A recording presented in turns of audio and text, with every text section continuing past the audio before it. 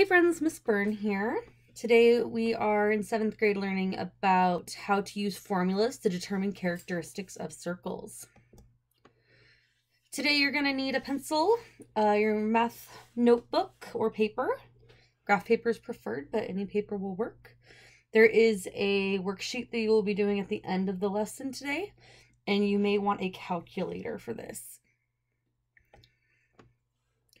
So we do have some vocabulary that I want to make sure that we're understanding.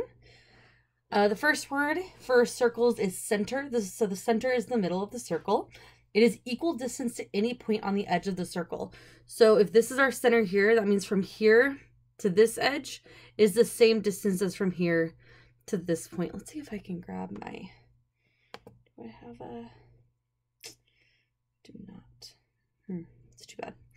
Okay, so the next one is radius. The radius is the distance from the center of the circle to the edge of the circle.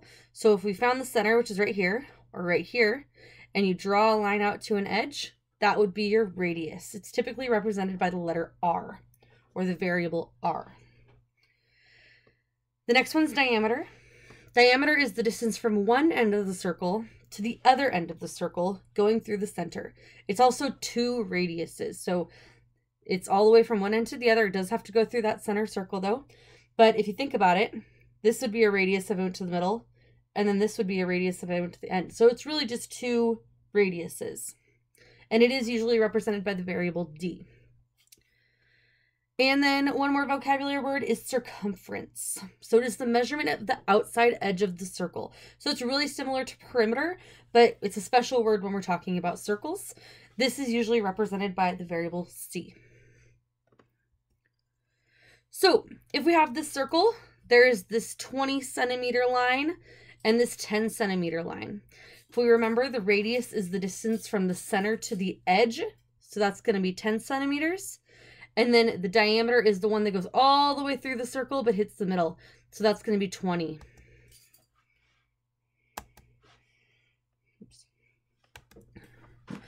All right, so what do you notice about the relationship between the radius and the diameter? I want you to take a minute and pause the video just to think about this question. Don't spend too much time on it, but I want to see if you can figure out what the relationship between the radius and the diameter is. All right, I'm sure a lot of you found that the radius was half of the diameter, or the diameter was twice the radius. Nice job. So we do have one last vocabulary word, and that is pi. So pi is the ratio of the circumference, so that outside circle, okay, to the diameter. So that one that went straight across all the way through that center, all the way to the other edge. It is approximately 3.14 or 3 14/100. It is a number that never ends. Some people memorize pi. I don't know more than honestly 3.14 off the top of my head. I usually just use the pi button. Yeah, if you can remember 3.14, you should be okay in 90% of situations. However, eventually you will probably just use calculator function for that. But it's really important to know that it's the ratio of the circumference to the diameter of the circle. So remember that we can write ratios as fractions. So that would mean that it's circumference on the top of that fraction and the diameter below. So that would be circumference divided by diameter is always equal to 3.14. And like I said, on a calculator, that's probably going to be really helpful. It's this little button right here. It goes out as many numbers as your calculator has, but that's probably the second most effective way to write your answers. We'll talk about the most effective way coming up. So we do have some formulas that we use pi with. Well, first to start, radius does not have pi, but radius is half of the diameter. So it's 1/2 times d. Diameter is twice the radius, so diameter equals 2 times the radius, or 2r. But then if we want to do circumference, that's where we have to start using this pi. So circumference equals 2 times pi r, so 2 times pi times the radius, or pi times diameter. So you have two options here depending on what information you have.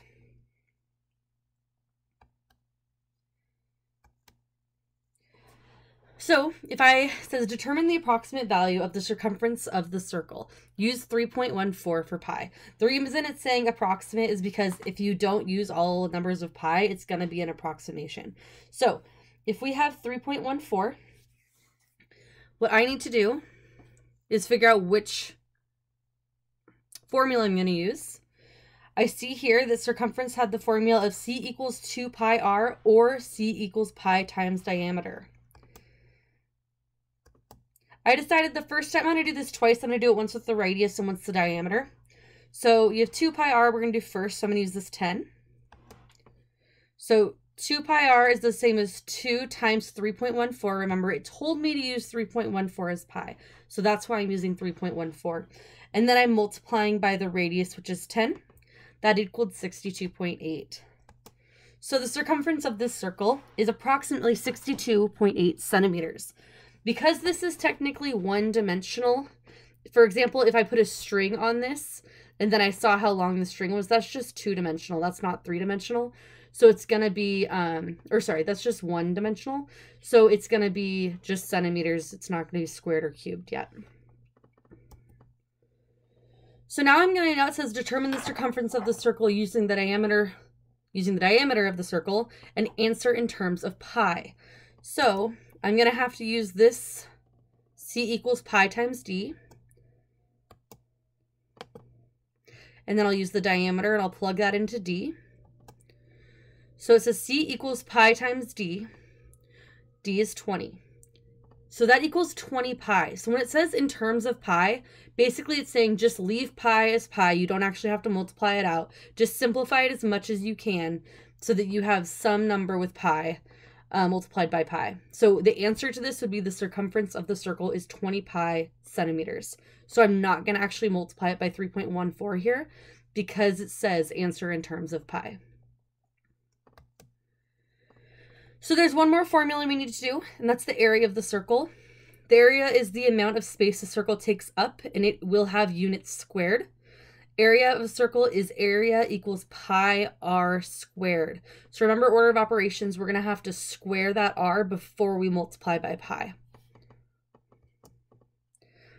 All right, so determine the value of the circumference of the circle. Use 3.14 for pi. I'm also going to figure out the area for this one. So I know the diameter is 8. So that means my radius is half of d. So that's going to be 4. The circumference, if I know d, is pi times d. So that's going to be 3.14 times 8, which is 25.12. And the area is area equals pi r squared. So it would be r squared, which is 8 squared, which is 60. Ooh, that doesn't seem right. Sorry, it's r squared, so it'd be 4 squared, which is 16 times pi. So the answer would be, 16 times 3.14, and that equals 50.24. And remember, that one is centimeters squared. So radius, diameter, and circumference all have units that are not squared. It's just straight up units. And then area is going to have squared units.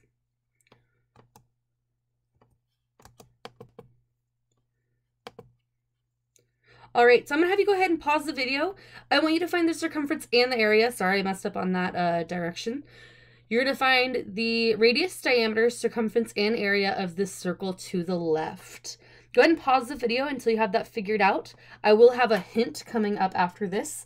So if you need a little hint, you can go ahead and wait for that. But otherwise, pause the video and play when you're ready to go.